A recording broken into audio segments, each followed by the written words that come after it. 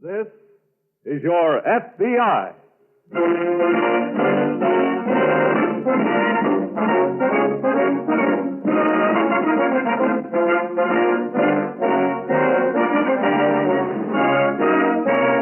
This is your FBI, an official broadcast from the files of the Federal Bureau of Investigation, presented as a public service by the Equitable Life Assurance Society of the United States. To your FBI, you look for national security, and to the Equitable Society for financial security. These two great institutions are dedicated to the protection of you, your home, and your country.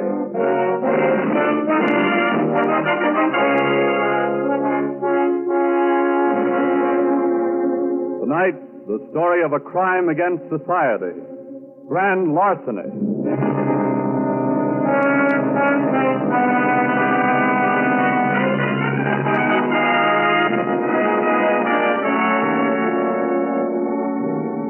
There is no such thing as a typically criminal face. A criminal can look like the most respectable citizen.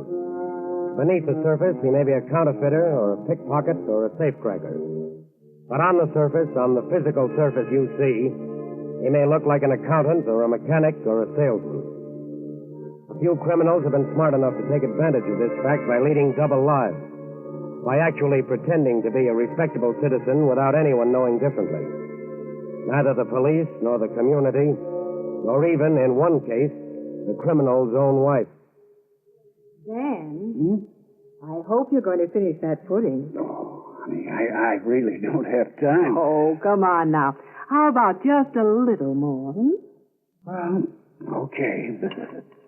Well, the way you try to fatten me up, I'll have to start going to a gym. Well, you need your calories, Dan, with all that night work you do. Pays dividends, honey. Pays dividends. Oh, I know. I ran into Mrs. McKinney downtown today, and she said her husband said you were the top salesman of the company. Is that what she said? Mm-hmm.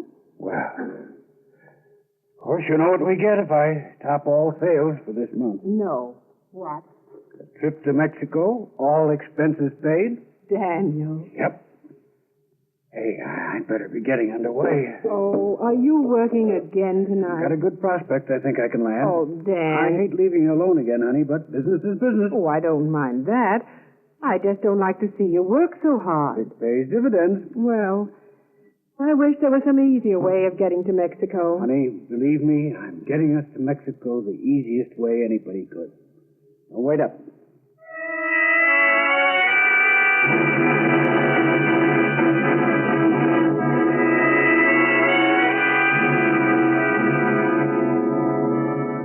To his wife, to his community, to the world, Daniel Hawley was a hard-working citizen. And he was a salesman, a good one, during the day. At night, however, Daniel Hawley was something else. On the evenings when he wasn't with his wife, when he wasn't busy being a model citizen, he was at work in a store or an office or a shop, at work in a building which had a safe. Dan? Johnny? Where the devil you been? Well, I had a late dinner. The blanket? Of course. And the nitroglycerin. There. Well, this is going to be an easy job. Yeah. It will. I studied it very carefully the other afternoon. Very easy. Glad you think so. Here, take the blanket. Thought you were going to call me this afternoon. I didn't have time. There was a prospect I had to see. You don't say. Yeah, I think a small charge will be enough to blow this. I finally got tired of waiting, so I tried to call you. I thought I told you never to call unless it was absolutely necessary. I didn't know whether you were going to show up tonight. I told you I was. Anyway, there was no answer. Oh, we've got a new number. Oh, that's great. I suppose all your prospects know it but me. Where am I going to call if I need to? Here. What's that? One of the company pencils, the number's on it. Okay. If you think Come on. Get the charge set. We haven't got all night.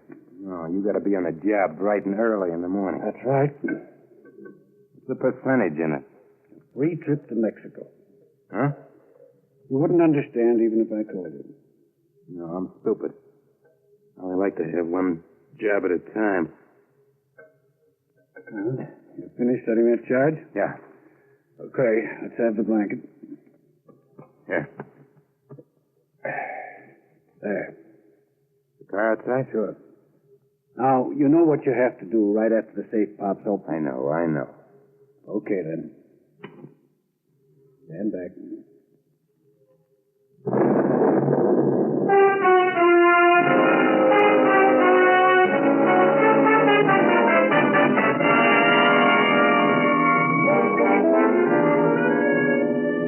There can't be a perfect crime because there isn't a perfect human being. Criminals, like the rest of us, make mistakes, but theirs are more costly. And that safe which Daniel Hawley cracked with jewels for military precision instruments belonging to the United States. They weren't worth much, but just by taking them, he made one small mistake. One very little mistake, which was the worst he could make. He violated a federal law and thereby challenged the FBI. Did you get all the evidence the sheriff had, Will? Yes, right down to fingerprints. Any good ones? Not too good from this last job, but there were very clear ones from some of the others. Oh? They're being checked in the laboratory now. Say, how many jobs has this fellow pulled anyway? Well, there's no way of knowing yet whether he was in on all of them. But in the last 3 years, there have been 14 burglaries in that district. All safe tracking? Yes, and all done in the same way. Come in. Oh, hello, Helen. Here's a teletype on those fingerprints. Fast work. Did you get anything? We sure did. Here's the file we have on the gentleman. Thanks, Helen. You're welcome. Well, seems he's an old hand at the game. Really? His record goes back to 1930. Between then and 1938, our friend was arrested 4 times. Oh. Petty larceny, attempted assault, burglary. What about after 38? Nothing. He got out of prison then and apparently has just disappeared. No record of his possible whereabouts. No. What's his name? Kaler. Joseph Kaler. Description? Yes. 5'10" and a half, heavy set, brown hair, brown eyes, no distinguishing marks. Just average looking. Yes, that's what he looked like in 1938, 7 years ago. So about all we know is that he has a record. And the sheriff doesn't have any more on him either. Nice blind alley. Well, he made the mistake of leaving his fingerprints around. He made the mistake of violating a federal law. Maybe he's made another one we don't know about yet. Well, if he hasn't, maybe he will. No maybes about that. They always do.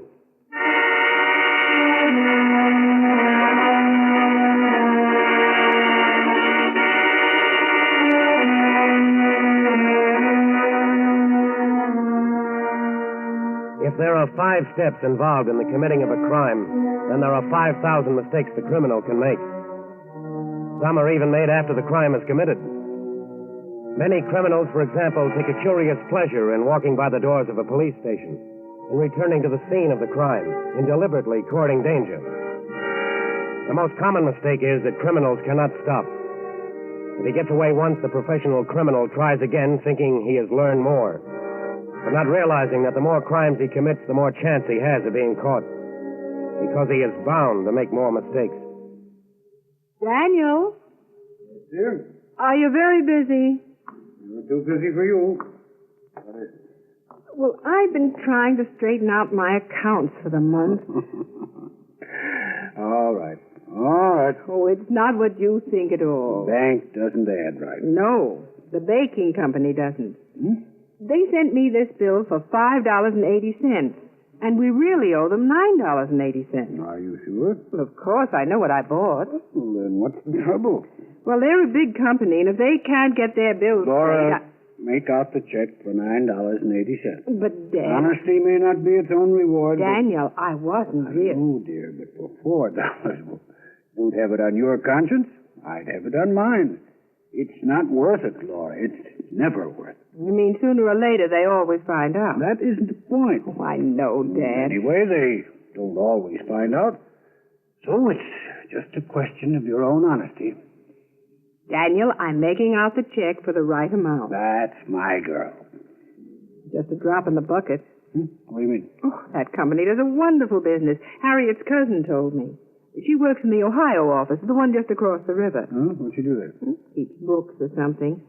But she said that at the end of every month, they always have at least $9,000 or $10,000 in the safe in that office alone. You don't say. Well, you can ask her yourself at the party tomorrow night. Huh? What?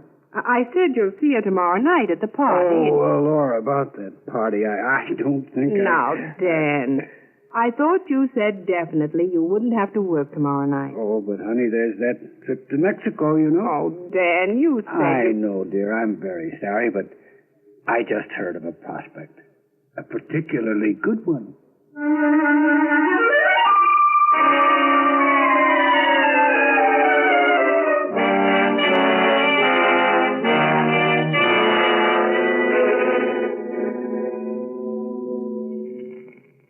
You ready, Johnny? Yeah. Okay, stand back. Nice and neat, John. Nice and neat. Not bad. I hope there's as much dough inside that safe as you think. Why shouldn't it be? Baking company? Well, there's only one sure way to find out, and that's by... Well, how do you like that? What? Look, got a small safe inside the big one. You sure cased this job, didn't you? Shut up. Oh, come on. Let's put the blanket over the little one. There Close. isn't time. What? There isn't time. The watchman will be back again on his round. What are we going to do? Chalk it up to experience? Shut up. Let me think. While you're thinking, I hope you don't mind if I just... Hey, wait. Come on. Where? Help me lift the little safe out. We can't carry that out of the building. First place is too heavy, and then the second We place... can carry it 10 yards, can't we? What if we can't? There's an elevator over there that'll take us right down to the basement. Then what? The basement's really a loading platform. The company keeps its delivery trucks down there. We put the safe in the truck. Okay, let's lift Yes. it. Not so heavy. Heavy enough. All right, this way. You know how to work the elevator? Sure. All right. Set her down. Easy there. There. Now, shine your flash. What for? So I can find the starter for this. Oh, here you are.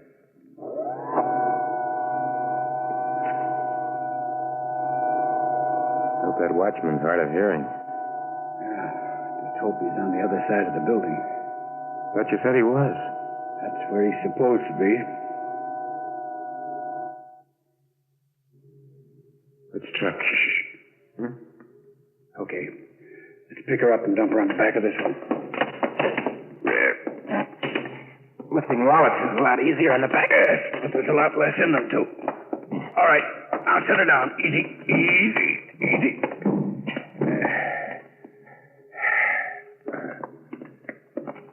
You gonna drive? Sure. All right, slide in. Hey, Dan. What? Ignition keys. What? Where are the ignition keys? How are you gonna start this thing? They always leave them in the truck somewhere. Where? Usually on the little ledge under the... Watchman? Yeah. Shining his light around. Shut up. Where are those keys? Will you shut up? And suppose... All right, got him. Now, hold on tight, because the minute he turns, I'm going to move fast. Just started. You ready? Danny's shining the light on the elevator. It's too late now. Who's there? Oh, of all... Who's there? Joker. Who's in that truck? Come on. Get out of that truck now. Hold on, buddy. Okay. As we pull out of this alley, we're in the clear. Keep your eye out, Johnny, and you... Johnny.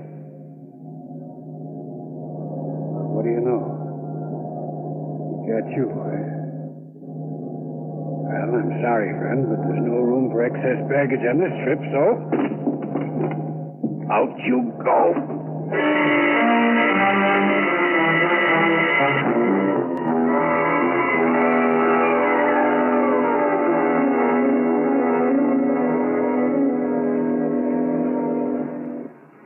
This is the way you figure it, Will. I lifted the small safe out here, then carried it over there to the elevator. Sure. Anything yet on the one who was found shot? No, except he wasn't the one we were looking for. The description doesn't tally. Maybe his partner is the one we're looking for, either. Well, he left fingerprints all over the steering wheel of the truck and all over the small safe. We'll know soon enough if Same as the others. Even if they don't, it's the case for us. How do you mean? Well, we drove a stolen truck across the river and over the state line. Did you find anything on the body of the other one? No, just the usual things. Keys, wallet, a pencil from some company, a bar of candy, and, of course, his gun. Nothing to give us a lead. Nothing that looks so good. Well, they did a neat job on this safe. Well, they've had enough practice. I wonder where they got the nitroglycerin. Probably homemade. You know, Harvey. I knew it. I knew sooner or later our little friend would make a mistake. What have you got there? You know how these boys always cover a safe with a blanket when they crank it? Sure. Well, here's a piece of that blanket. This time, Mr. Kaler, or whatever he calls himself, left his visiting card.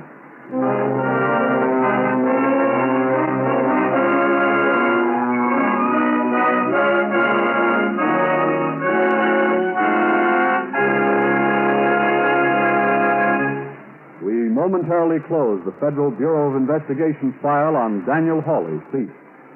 We'll return to this case in just a moment. If you believe in democracy, then you believe in life insurance. They go together. First, let's consider the typical owner of life insurance. A man who says to himself, look, I believe in taking care of myself. If I die, nobody else will have to look out for my family. When I get old, nobody else will have to support me.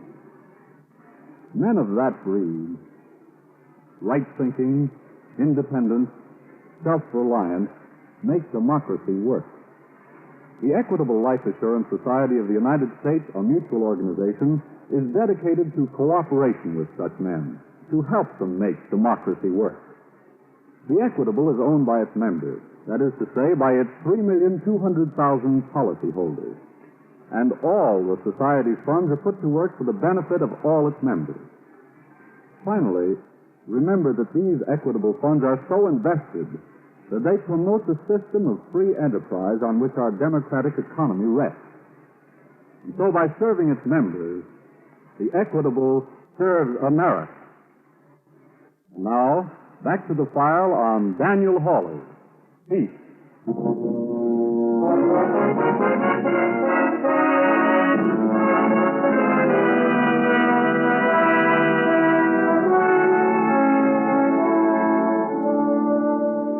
Crimes which would have been left unsolved years ago can be solved today and solved quickly for one reason: laboratory work.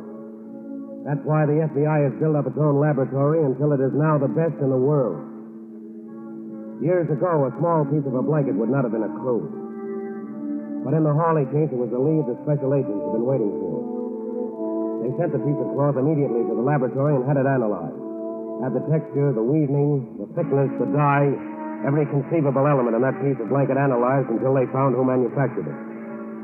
From the manufacturer, they found in what areas that type blanket was sold. They kept narrowing down the hunt until at last they found the only store in the vicinity of the burglaries which had that blanket for sale. We don't have that blanket anymore. It's wool, you know. Wool blankets are hard to get these days. How long has it been since you've had it in stock? 2 years now, maybe even more. And I guess you wouldn't remember who you sold it to. No, but I could find out. You could? Sure. That was a pretty fine blanket, you know. When they came in, I called all my charge customers and said, grab them while you can. Did they all buy blankets? No, sir. I didn't have enough to go around. Why, one customer alone bought half a dozen. Who was that? Well, I couldn't tell, except it was one of the charge customers. How many charge customers did you have then? Several dozen. I see. Do you have a list of who they were? Sure. But how are you going to pick out the one you're looking for? We'll pick him out. There's 34 names. I know. But I think we'll pick out the right one.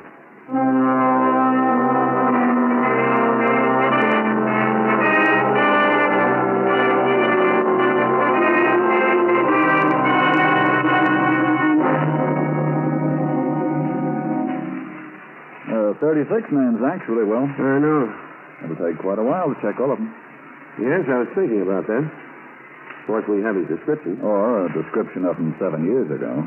And probably over a dozen men on that list could fit it. Let me see it again. Sure.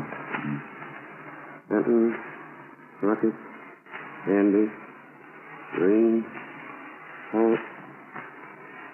That name. What about it? I've seen it someplace before. It's not a very unusual name. No, but I've seen it someplace. Where? But I'm trying to remember. Holly. Oh, that name was in the local paper this morning. A salesman named Dan Hawley won a contest. Yeah, I saw it, too. He works for... Wait a minute. Have you still got the stuff that was found on the other man's body? Sure. Right here in the drawer. A pencil. Right. Here it is. Killer's product. That's who that salesman works for. Daniel Hawley. Alias Joe Keeler. Oh, we can't be sure. It's too much of a coincidence. We still can't be sure. I know, but we've got Keeler's fingerprints. They match the prints on the steering wheel of that truck. And if Hawley's match... Well, suppose we visit Mr. Hawley and see if we can get his print.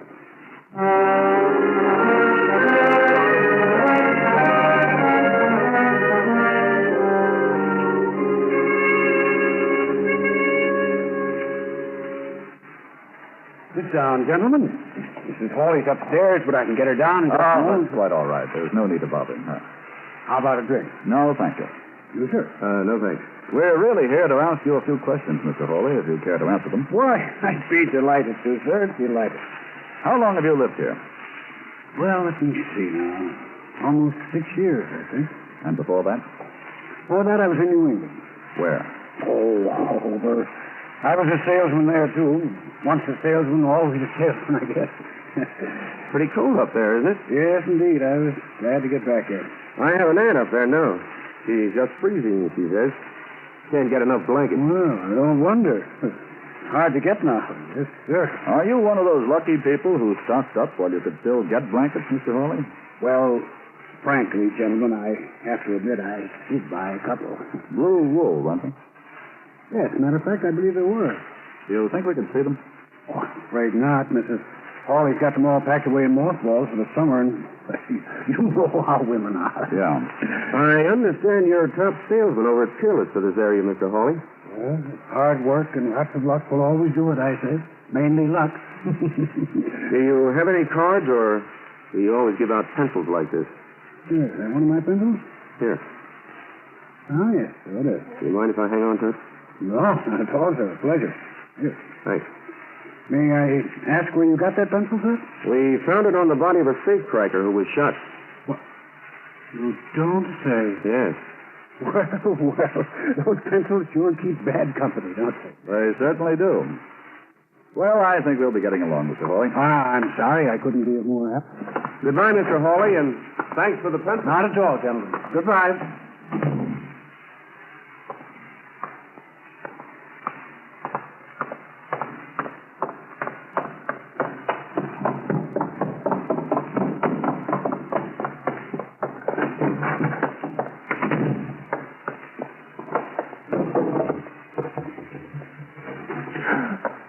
Daniel, what in the world are you doing? Why, Are you packing? Why, Daniel Hawley, where are you going? to New York. New York? Yes. But I thought those two men What two men did? were the ones that just left. I saw them from my window, and I said to myself, Laura, that's just going to mean more work for Daniel. That's pretty nice work, honey. What do you mean? They just came to talk to me about my winning that trip to Mexico.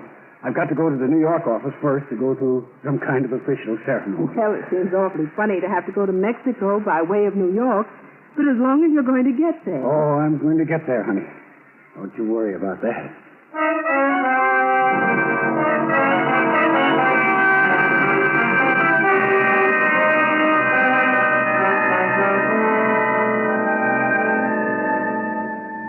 The FBI never makes an arrest until it is sure of its facts. But at the same time, a suspected criminal is never left on watch, is never left free to disappear before absolute proof can be obtained. Daniel Hawley knew he had left his fingerprints on his own pencil. He knew those prints would be matched with those he left on the steering wheel of the stolen truck. He knew the FBI would soon have absolute proof. And so he packed his bag, got in his car, and drove to the town railroad depot. When's the next train? Why, hello, Mr. Hawley. Oh, when's the next train? There's one due in right now. Let me have a ticket. Ticket? Yes. Don't you care where she's bound for? What? Oh, of course. Or maybe you won't want to take her. Well, where is it bound for? Let me see now. Yes. New Orleans. That's fine. Just where you're going, huh? Yes. Let me have a ticket. Well, now, ain't that a piece of luck? Look, now? will you let me have a ticket or I won't make the train? I'm getting it as fast as I can. Hey, you sure are upset today, Mr. Hawley. Hurry, that's all. I'm just in a hurry. Well, here's the ticket. That'll be... Don't worry, keep the change. Well, Mr. Hawley, don't you want the balance of the change here? Take your bag. No, that's all right. I'll handle it myself. Yes?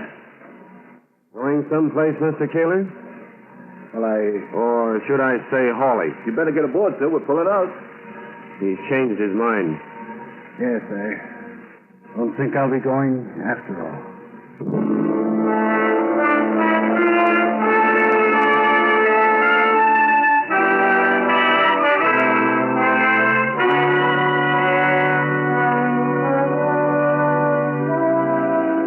Like the rest of us, criminals make mistakes, only theirs are more costly.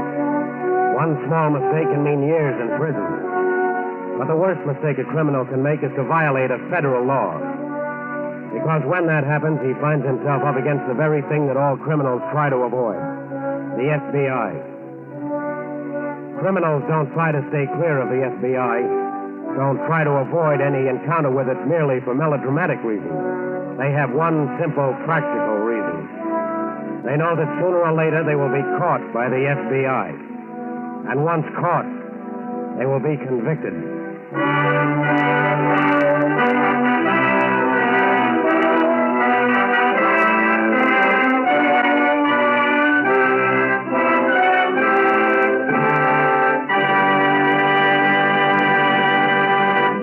You'll hear about the file on next week's case in just a moment. In this, the opening week of the 7th War Loan Drive, I should like to read an important message from Thomas I. Parkinson, President of the Equitable Life Assurance Society of the United States. I quote, "In every war loan drive, America has never failed to go over the top. And one factor in this unbroken record of success is heavy bond buying by life insurance companies. In both the 5th and 6th war loan drives, the Equitable subscription was larger than that of any other life insurance company. Larger, in fact, than any other single subscription of any kind. In the present drive, the Equitable will again be one of the leading subscribers. In addition, funds of this society are heavily invested in the great industries that have broken records manufacturing weapons of war, and in the railroads that have done such a tremendous job of wartime transportation. That is why we say that in wartime, Equitable dollars are fighting dollars. And at all times, they are security dollars. For you, your home, and your country.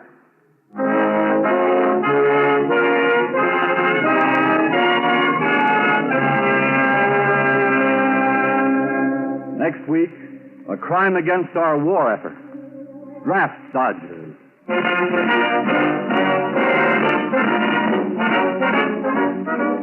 The incidents used in tonight's broadcast are taken from the files of the Federal Bureau of Investigation. However, all names used are fictitious, and any similarity thereof to the names of persons living or dead is accidental.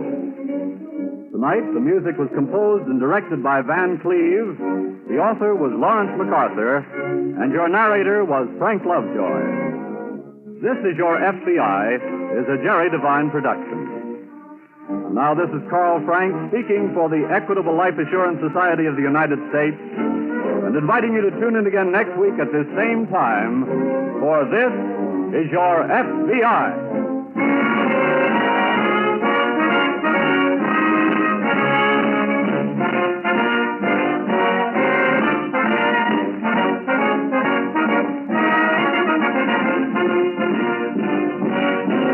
This is the Blue Network of the American Broadcasting Company.